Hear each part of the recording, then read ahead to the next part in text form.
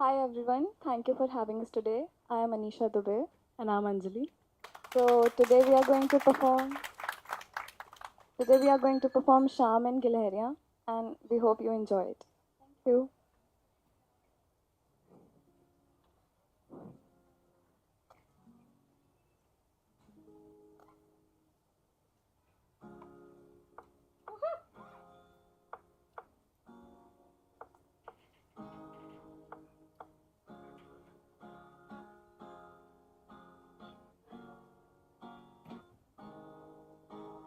शाम भी कोई जैसे है नदी, लहर लहर जैसे बह रही है। कोई अनकही कोई अनसुनी बात धीमी धीमी कह रही है। शाम भी कोई जैसे है नदी, लहर लहर जैसे बह रही है। कोई अनकही कोई अनसुनी बात धीमी धीमी कह रही है। कहीं ना कहीं जागी हुई है कोई आरज़ू, कहीं ना कहीं खोए हुए से है मैं और तू। कि बुम बुम बुम पारा पारा है खामोश दोनों, कि बुम बुम बुम पारा मदहोश दोनों। जो गुमसुम है ये फिजाएं, जो कहती सुनती है ये निगाहें।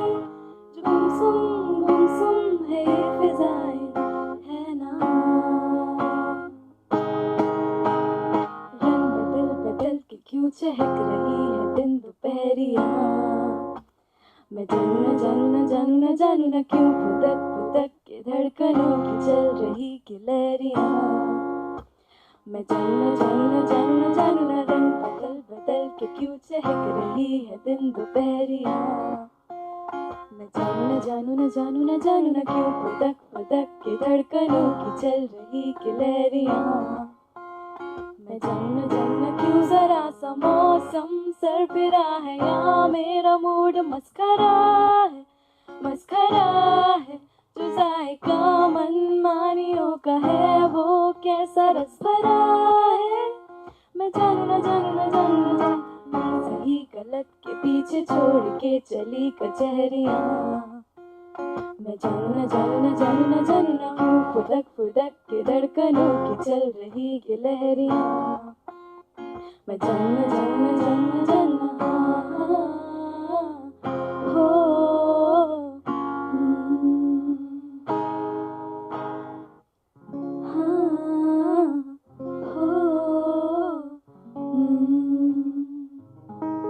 Thank you. Thank you.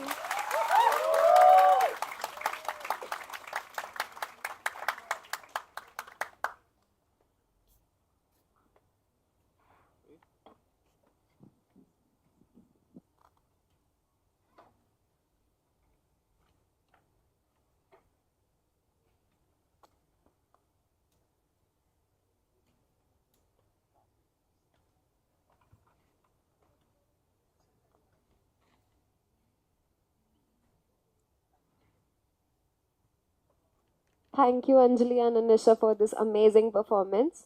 Our next speaker is an architect and entrepreneur, a wanderer. He started his architecture studio Arcom in 2000. The studio's interdisciplinary nature attracts an eclectic mix of people and induces a unique perspective to design. The studio works across scales and typologies and has diligently contributed to shaping the built environment of the country. He has also incubated and brought multiple design organizations to life, like the Design Village, the Design Factory of India, and GOMADS, which is a product lab, among others. Beg, borrow, steal, get the job done is his dictum in life, a life lived through design. Restless most time, he is always dreaming and doing. We are pleased to welcome Saurabh Gupta on the stage.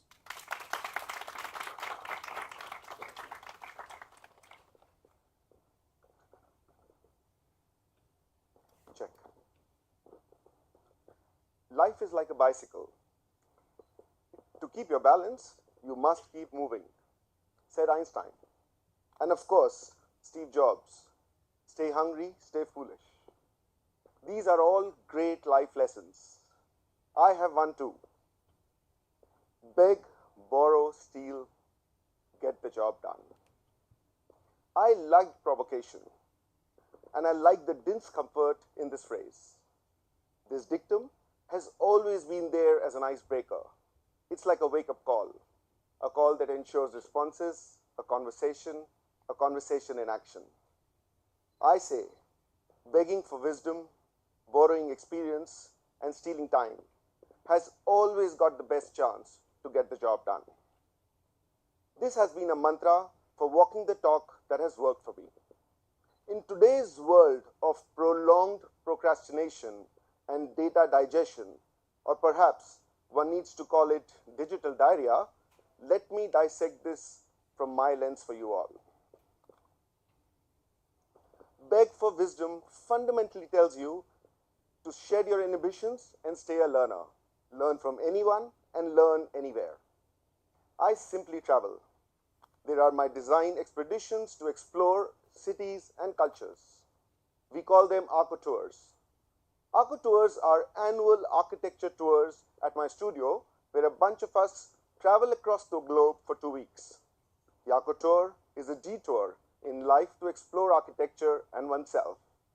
It ensures a conversation with your own self at one level and confronts your worldview at another. Traveling together with frugality and simplicity keeps us hungry for knowledge and open to exchange. One must read and, more importantly, reread. Rereading your interests makes sure you stay humble to excavate new meanings every time. I strongly believe we all have short memory, and it helps to press the reset button to stay focused on your North Stars. And so, one has to unlearn and relearn to stay relevant. Whether it's my young colleagues leading organizations or my children with their flair for technology, it's incredible how much you can learn from them. It's incredible how new ways of thinking and working are important. One needs to embrace change. Let's change the way we get wise. Borrowing experience comes from the basic reality of not reinventing the wheel. Life through design, as we call it, needs to be built through thought-through foundations for everything we do. Drink, eat, sleep, think. And it really helps to learn from legends. I have had the honor of working with Mr. Amitabh Bachchan a few times. I'm a big fan. And it's incredible to spend hours and days in the recording studio with him. His focus on practicing, on rehearsing, and attempting to still be the best version of himself and his art form is unnerving. One could see the depth one can get when you remove the width. I have called it the art of monotasking. A sharp focus on what you can do while doing it, and then doing just that at that point of time. It's hard. I'm a bit absent-minded, and that hugely helps. One can easily zone out and deep dive and come back. And relearning this art of focus, was extremely reassuring. At our architecture practice, we call them Arco Forums, another take on exchange and experience. It's a forum that allows us to collaborate with the best international practices of the world. When our projects go beyond our scale and sensibility, it's important to be careful and critical. When one is confronted with the responsibility to landscape an entire heritage city, or have the power to rebrand a world wonder, one has to remember, with power comes responsibility. This is when resources warrant a careful treading to build in public realm as an architect in India. One must build on others' experiences. It is when been there, done that masters need to be heard before you speak a solution. One must muster the experience from the best. I enjoy reading autobiographies. I'm always curious about people and their trajectories. as to how they find time to do it all. Any name worth its weight, from Gandhi to Einstein, from Jobs to Musk, from Corbusier to Doshi, not a single one stays in bed past 6 in the morning. It's a non-negotiable. Waking up early gives you time for yourself, time to do everything you stretched or strived for. I have had no television in my house ever. It really helps to free time to think and do things. One would be lost occasionally in a friendly conversation of soaps in school days, but the extra time to play sports was well worth it. And now, my children have been brought up with just music and books. I do not have social media in my life. I don't have it on my machines. I don't have it on my phone or my laptop. I take updates as if it's a weekly, regular job with my colleagues. I stay away from these super seductive reels and random connections to try and focus on rational and real ones.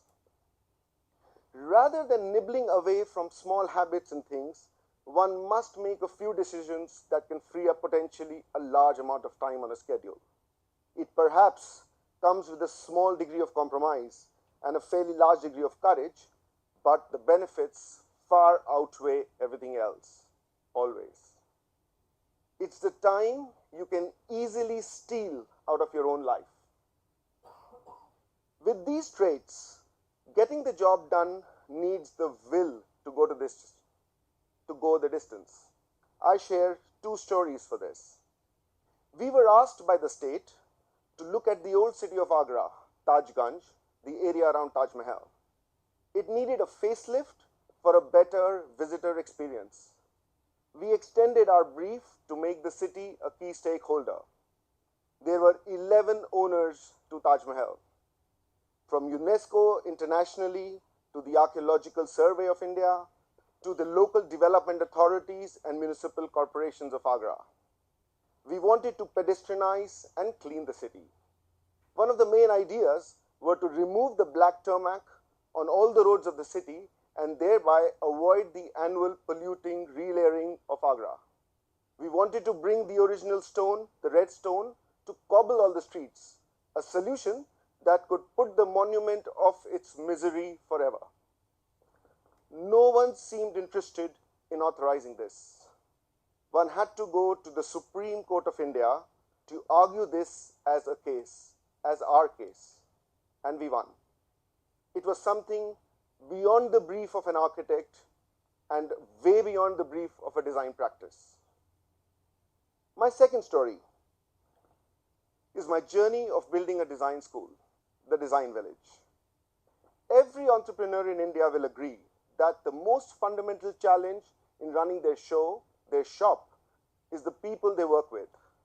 I too experienced this. I also saw the biggest reason for me being able to work creatively was my exposure and education, and thus began the journey of bringing the relevant design world to India, as one could not have taken every student out. The Design Village is a school for the future and the school for the world. It was started with gut and grit, very little sense, or rather business sense. When in doubt, jump, and that is exactly what we did to now make India's first social design school, a school to change the world. And to be able to beg humbly, borrow carefully, and steal with prudence, it gives one the appetite to go the distance. And to be able to travel these personal journeys, we equip ourselves with the tools that make this magic happen for us. The proof of the pudding is in eating it, but the magic is in the proofing. The magic is in finding ways, these inconvenient ways, these provocative ways, so our dreams wire through to light our life. Thank you.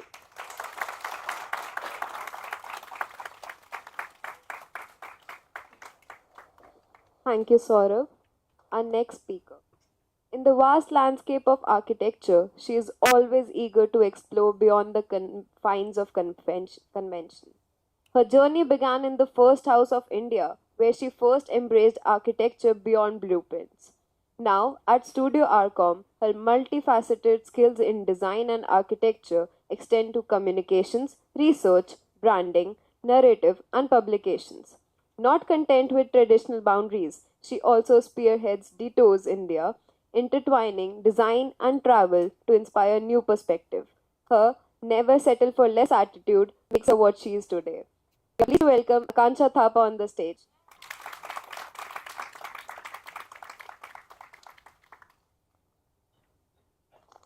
Do I look nervous? This is my mic test. Norman Foster said, I think you never stop learning. As you all have dedicated your Sunday morning, I would like to express my gratitude by sharing some of the personal architecture dialogues, unconventional journeys, as I'm still trying to find home in the unexpected. In today's world, where architects are known to be maven, I knowingly chose to carve my way out into the unorthodox approach for myself, as I refuse to confine myself in the constraints of conventional architecture. Do you know? According to the survey by LinkedIn, 35% professionals change their career every 5 years. In today's fast-paced world, staying stagnant is no longer an opinion. Instead, we must embrace change. To me, the essence of being an architect transcends from your execution of design. It demands mastery over the aura of skills. Hence, I adopt a journey that passes the lines of blueprint drafting. Closer to home when you think about that neighbor who might be a teacher by profession, but also a magician, a painter, or a volunteer for a local shelter. His multifaceted approach to life enriches not only his experience but also those around him. In this era of paradigm shift, the scope of architecture seems to define a linear categorization. Architecture extends far beyond the blueprints and structures.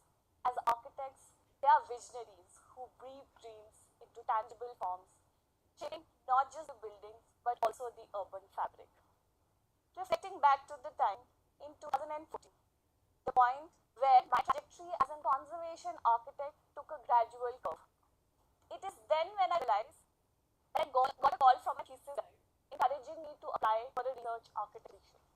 Research architecture back then was not a common thing, intruded by the rebellious notion of research architecture. I dared to embrace upon uncertainty and applied for the position.